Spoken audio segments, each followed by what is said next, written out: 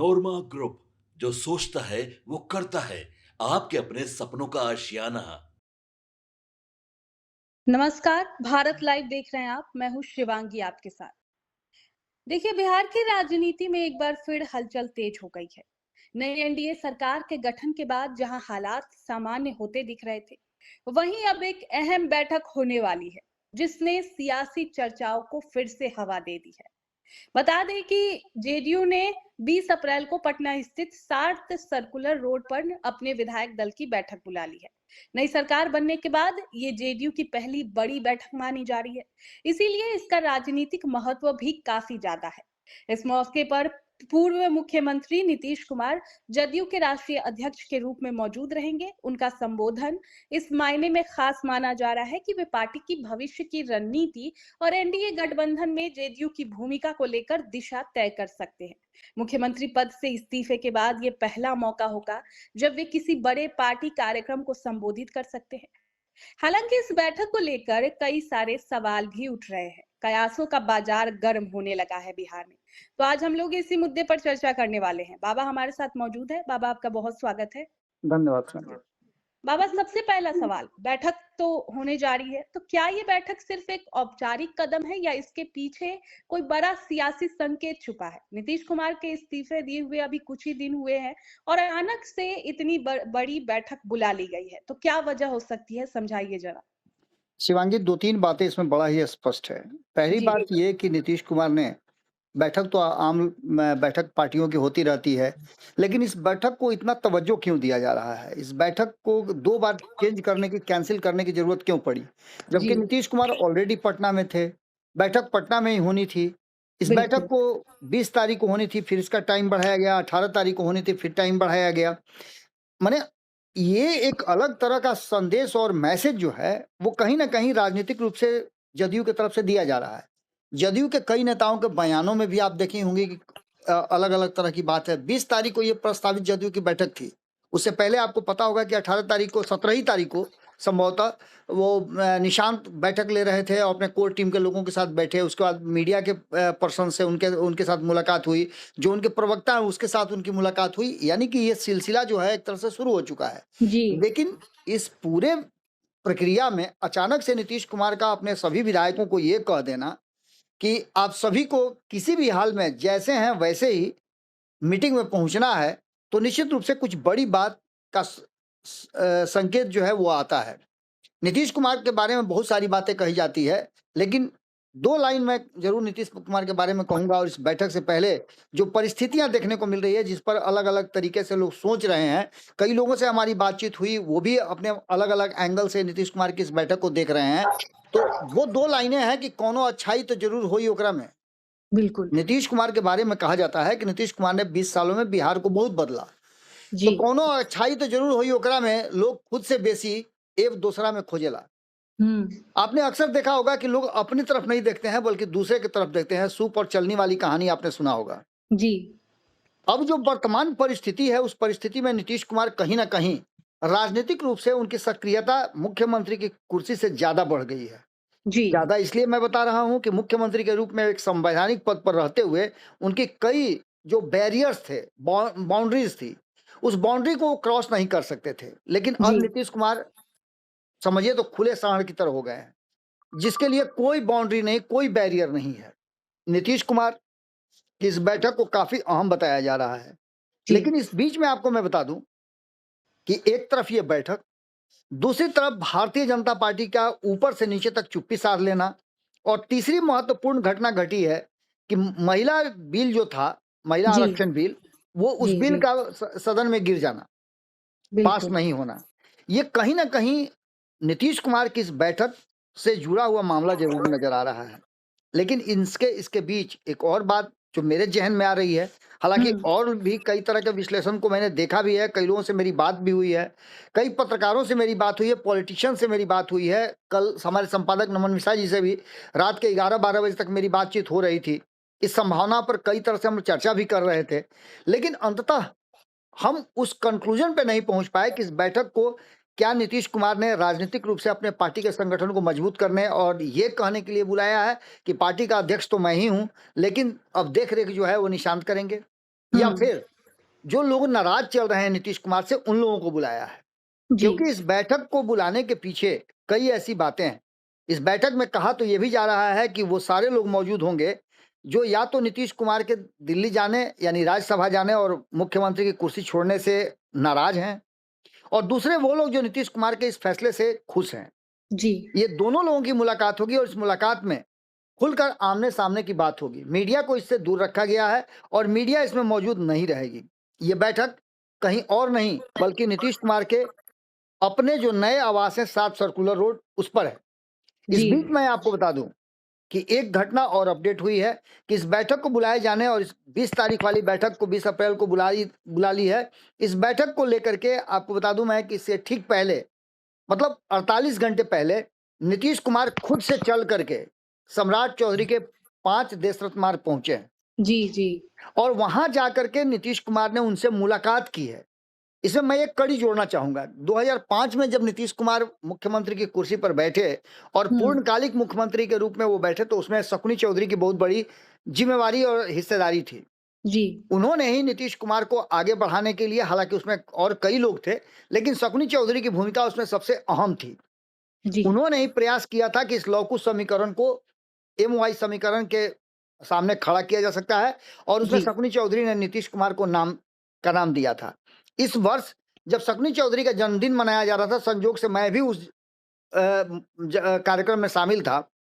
मेरी बातचीत हुई शकुनी चौधरी से, तो मैंने उनसे पूछा भी था कि अब क्या बेटे को मुख्यमंत्री की कुर्सी पर देखना चाहते हैं, उप मुख्यमंत्री तो बन गए हैं। जी तो हंस करके उन्होंने कहा कि हो जाए तो इससे बड़ी बात क्या होगी। और नीतीश कुमार ने ये बात उनके कान में कही थी जब वो उनसे उनके जन्मदिन पर बधाई देने गए थे, तो कान में कहा था कि बेटा बहुत बड़ा आदमी बनेगा। ये बात सिर्फ नीतीश कुमार नहीं, नीतीश कुमार के बाद इस बात को कई लोगों ने दोहराया। अमित शाह ने भी ये बात कही थी। खैर, इन सारी बातों के साथ एक तरफ नीतीश कुमार की वो मीटिंग, जिसे गुप्त मीटिंग कही जा रही है, जिसे जी जी इंटरनल मीटिंग कही जा रही है, और कहा जा रहा है कि बहुत इमरजेंसी मीटिंग है। जो जानकारी मिल रही है उसमें जदयू के विधायक दल की बैठक 20 अप्रैल को बुला ली गई है। इस बैठक को 7 सर्कुलर रोड यानी नीतीश कुमार के आवास पर की जाएगी। 11 बजे से ये बैठक आयोजित की गई है। 14 अप्रैल को जदयू विधायक दल की बैठक होनी थी, उसे रद्द कर दिया गया था। फिर 17 तारीख होनी थी, उसे भी रद्द कर दिया गया था। अब जी नीतीश कुमार इस बैठक को बुलाए हैं, और नीतीश कुमार जब इस बैठक को बुलाए हैं तो निश्चित रूप से यह अहम बैठक होगी। इस बैठक में क्या क्या फैसले लिए जा सकते हैं? एक तरफ आपको पता है कि एनडीए गठबंधन का ऐसा कोई केंद्रीय बिल है जो पहली बार गिरा है। बिल्कुल इससे पहले लगभग सभी बिल पास कराने में सक्षम रही है भारतीय जनता पार्टी और नरेंद्र मोदी। जी लेकिन ये पहला ऐसा घटना घटा है, मैंने एक खबर में बताया भी था कि ऐसा पहली बार देखने को मिल रहा है इन 11-12 सालों में कि नीतीश कुमार के बिहार के मुख्यमंत्री की कुर्सी छोड़ते ही पहला झटका एनडीए गठबंधन को लगा है। जी जो जानकारी मिल रही है उसके अनुसार नई सरकार के गठन और बदली हुई राजनीतिक परिस्थिति के बीच ये बैठक काफी महत्वपूर्ण भी है, और सूत्रों के अनुसार बैठक में जनता दल यूनाइटेड विधायक दल के नेता का चयन पर भी फैसला लिया जाएगा। बैठक में नीतीश कुमार समेत पार्टी के सभी वरिष्ठ विधायक और नेता मौजूद रहेंगे। इसके जी साथ साथ मौजूदा राजनीतिक स्थिति और सरकार में पार्टी की भूमिका को लेकर के भी चर्चा होगी। इस संभावना को लेकर के राजनीतिक जानकारों का मानना यह है कि इस बैठक के बाद जदयू की आगामी रणनीति और सरकार में उसकी स्थिति स्पष्ट की जाएगी। विभागों को लेकर के बात होगी और किस तरह से भारतीय जनता पार्टी नहीं, सम्राट चौधरी के साथ सामंजस्य बिठा करके और सरकार को चलाना है। इस सरकार में नीतीश कुमार की भूमिका बाहर क्या होगी और नीतीश कुमार कितना इन्फ्लुएंस कर पाएंगे, इन जी सभी बातों की चर्चा होगी। एक अन्य मार्ग को खाली करने का भी फैसला नीतीश कुमार ने ले लिया है और धीरे धीरे सामान शिफ्ट हो रहा है। इसके बाद जो आवास है वो सम्राट चौधरी वहां शिफ्ट करेंगे। नीतीश कुमार का नया ठिकाना 7 सर्कुलर रोड है, और नीतीश जी कुमार अब राबड़ी देवी के पड़ोसी बन गए हैं। ये भी बात आपको पता होगी। जी जी जब राबड़ी देवी के पड़ोसी बन गए हैं, जब एक अन्य मार्ग में रहते थे तब पैदल पैदल चल जाते थे, और जब पड़ोसी बन गए हैं, बगल में है, 10 सर्कुलर रोड के बगल में इनका आवास है, तो आप समझ सकते हैं कि राजनीतिक रूप से इसको कितना ज्यादा महत्वपूर्ण माना जाए। जी सीधी सी बात है कि ये जो बैठक है इसे मास्टर स्ट्रोक के रूप में भी देखा जाता है। कहा तो ये भी जा रहा है कि नई चर्चा जो छिड़ी है उसमें कहा यह जा रहा है कि ये 20 अप्रैल को जो प्रस्तावित जदयू की बैठक है, इस बैठक में नीतीश कुमार राजनीतिक ट्रेनिंग और औपचारिकता पूरी करेंगे, और इसके बाद निशांत को लेकर के कई अहम फैसले हो सकते हैं। इस जी साथ इसके साथ साथ आपको बता दें कि इस बैठक का खास इसलिए माना जा रहा है क्योंकि इसमें खुद नीतीश कुमार की भूमिका बेहद अहम बताई जा रही है और नीतीश कुमार फैसले लेने के लिए जाने जाते हैं। बिल्कुल। मास्टर स्ट्रोक ये है कि इसके बाद वो बातें खुल करके सामने आ जाएंगी जो नीतीश कुमार ने कहीं ना कहीं दबाव में या फिर स्वेच्छा से ये सब हम्म फैसले लिए हैं। हम्म सबसे बड़ी बात कि विधायक दल को, विधायकों को और नाराज लोगों को संतुष्ट भी रखना नीतीश कुमार की और जनता दल यूनाइटेड की एक बड़ी जिम्मेवारी है। जी क्योंकि आपको पता है किसी भी पार्टी और संगठन में नेता अगर है, नेतृत्व करता अगर सामने है तो वो टीम बेहतर काम करती है। जैसे आप देखे होंगे कि सेनापति जो है अपनी सेना का हौसला बुलंद करने के लिए आगे से फ्रंट से लीड करता है। ये जी सारी परिस्थितियां इस बात की तरफ इशारा कर रही है कि कहीं ना कहीं जो वर्तमान परिस्थिति बनी है उसमें नीतीश की भूमिका 20 तारीख को एक तरह से कहा जाए तो उनके इन सभी फैसलों पर सबसे अहम फैसला माना जाएगा, क्योंकि अब तक नीतीश कुमार ने अपने मन से फैसला लिया है। इस बार का फैसला वो अपने विधायकों के, अपने वरिष्ठ नेताओं के साथ लेंगे और इस फैसले को इसीलिए अहम माना जा रहा है कि नीतीश कुमार का यहाँ से मूव क्या होगा। क्या जी नीतीश कुमार का 100 घंटे में ही मन बदल गया है या फिर जो परिस्थितियां हैं वो ऐसा स्थिति चलती रहेंगी। सीधे तौर बिल्कुल पे ये कहा जा सकता है कि 100 घंटे के अंदर ही नीतीश कुमार का ये इमरजेंसी बैठक बुलाना निश्चित रूप से कुछ तो जरूर है और यहाँ से बिहार की नई राजनीति की एक धारा जरूर निकल के आ सकती है। देखना होगा कि जी क्या कुछ होता है। जी। बाबा इस मुद्दे पर शराबबंदी का मुद्दा जो है वो भी आजकल बिहार में ज़्यादा चर्चा हो रहा है इस पर। तो क्या इस बैठक में शराबबंदी को लेकर भी कोई बड़ा फैसला हो सकता है? क्योंकि एनडीए सरकार के अंदर भी कई ऐसे लोग हैं जो शराबबंदी कानून को खत्म करने के लिए मांग कर रहे हैं। तो इस पर भी क्या नीतीश कुमार का कोई फैसला आ सकता है? देखिए शिवांगी, शराबबंदी का फैसला तो अब नीतीश कुमार को नहीं करना है, करना हुँ, सरकार को है और सरकार हुँ, के मुखिया अब सम्राट चौधरी हैं। जी, सम्राट चौधरी ने स्पष्ट कर दिया है कि शराबबंदी नीतीश कुमार ने जिस तरह से लागू किया था उस तरह से आज भी लागू रहेगा, उसमें कोई अंतर परिवर्तन नहीं होने वाला है। जी, हाँ, एक बात जरूर है कि आने वाले समय में जब ये होगा कि नीतीश कुमार के न रहते हुए जब ये पूरा का पूरा मामला सामने आएगा, सरकार पूरी तरह से काम करना सम्राट चौधरी के निर्देशन में करने लगेगी, उसके बाद जी। प्रक्रिया क्या होती है ये देखना बड़ा दिलचस्प होगा। लेकिन शराबबंदी अभी तत्काल बंद होता हुआ मुझे दिखाई नहीं दे रहा। जी, जी। बाबा एक खबर और है कि सम्राट चौधरी जो अभी नए-नए मुख्यमंत्री बने हैं, उन्हें मंत्रिमंडल विस्तार करने से भी रोक दिया गया है और कहा जा रहा है कि नीतीश कुमार की तरफ से उनके मंत्रियों का लिस्ट अभी तक नहीं सौंपा गया है और ना ही सौंपा जाएगा क्योंकि ये खबर चल रही है कि नीतीश कुमार नाराज़ चल रहे हैं किसी बात से।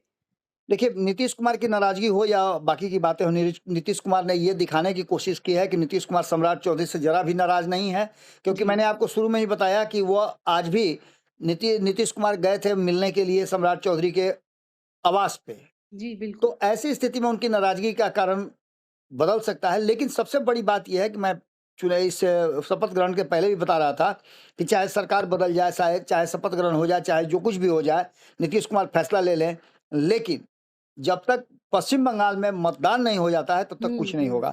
और जी, संभावना यही व्यक्त की जा रही है कि पश्चिम बंगाल में मतदान होने के बाद ही 29 तारीख के बाद ही कोई ना कोई फैसला सामने आ सकता है, मंत्रिमंडल विस्तार की हो या अन्य चीजों की हो। जी। बहुत-बहुत शुक्रिया बाबा। देखिए फ़िलहाल सभी की नज़रें 20 अप्रैल को होने वाली इस अहम बैठक पर टिकी हुई है, जहाँ लिए गए फैसले न सिर्फ जदयू की दिशा तय करेंगे, बल्कि बिहार की राजनीति में भी बड़ा असर डाल सकते हैं। तो क्या ये बैठक सिर्फ औपचारिकता साबित होगी या यहाँ से निकलेगा कोई बड़ा सियासी संदेश? इसका जवाब आने वाला समय में साफ हो जाएगा। अभी के लिए बस इतना ही। देखते रहिए भारत लाइव। आपके सपनों को हमने सजाया है, ई होम्स पैनोरामा को हमने बनाया है। ई होम्स मेरा एक सपना था जिस पे मैं पिछले 4 साल से काम कर रहा था। हमने जो बनाया है वो सबने है माना। ई होम्स पैनोरामा में हो आपका भी आशियाना। और फाइनली हमने 2021 में इस प्रोजेक्ट को लॉन्च किया। बहुत लोग अप्रिशिएट कर रहे हैं कि पूर्णिया जैसे शहर में बिहार के, एक तो बिहार की बात करें उसमें भी पूर्णिया जैसे छोटे जगह में इस तरह का लाइफस्टाइल देना, ये सुन के हम लोगों को बहुत अच्छा लगता है। ई होम्स में हमने कुछ और भी किया है, जैसे हम जिस जगह में रह रहे हैं हमारे फैमिली सिक्योर हो, उनको सिक्योरिटी का ध्यान में रखा है। आपकी सुविधा और सुरक्षा आपके लिए खास है। ये आपका विश्वास है। इसमें आर्टिफिशियल इंटेलिजेंस का 7 लेयर सिक्योरिटी का हमने इस्तेमाल किया है। लस ग्रीन कैंपस को बनाया है। यदि हमारा बाउंड्री वाल है तो वो वर्टिकल गार्डन है।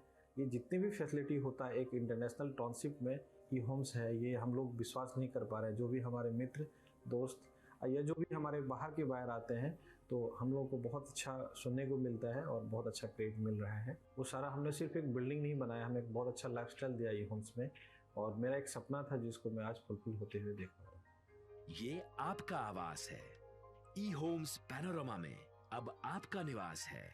E Homes Panorama, luxurious lifestyle redefined. Panorama group, जो सोचता है वो करता है। अगर ये वीडियो पसंद आई और वह बिहार के राजनीति और बिहारियत से सरोकार रखेनी तो सब्सक्राइब बटन दबा के चैनल के सब्सक्राइब कर ली। ओजे एगो घंटी बा, ओकरा बटन दबा देला से कुल सटीक और मारक खबर रुआ मुफ्त में मिल जाई। अगर रुआ पत्रकारिता के हमनी के नया प्रयोग में सहयोग कर चाहतानी तो ज्वाइन बटन दबा दी। पेटीएम नंबर नोट कर ली 9386816700।